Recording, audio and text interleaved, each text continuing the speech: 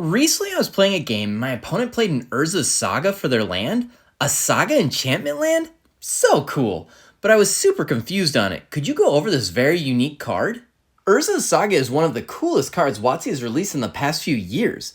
Urza Saga is an enchantment land with the Saga enchantment type. It has 3 chapter abilities. A chapter ability is a triggered ability that triggers when a lore counter that is put on a saga causes the number of lore counters on the saga to become equal to the ability's chapter number. Chapter abilities are put onto the stack and may be responded to.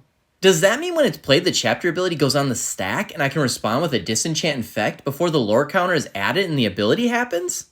That's right, you can definitely respond to the first chapter. The Saga gaining the mana ability from Chapter 1 is itself not a mana ability. For Sagas, when a player's pre-combat main phase begins, that player puts a lore counter on each Saga they control. This turn-based action doesn't use the stack. If the number of lore counters on a Saga permanent is greater than or equal to its final chapter number, and it isn't the source of a chapter ability that is triggered but not yet on the stack, that Saga's controller sacrifices it. This is a state-based action and doesn't use the stack. A player can activate Urza's second chapter and add a construct before the third chapter triggers and the Saga is sacrificed.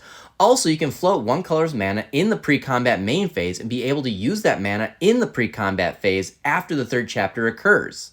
I always get that wrong. I tend to float the mana during my upkeep and then I lose the mana. Let's talk about Urza Saga's third chapter ability, what it can and can't search for. You can search for a Soul Ring or a Shadow Spear, but it cannot search for a Chalice of the Void or an Esper Sentinel. This is because the Saga can only fetch an artifact whose cost is specifically, exactly, 0 or 1 generic. You also can't search for artifact lands. Same rules apply, it needs to be an artifact with a mana cost 1 or 0, not mana value of 1 or 0. Hopefully this helps clear up this really neat land, and I hope to see more Saga lands appear in Magic the Gathering.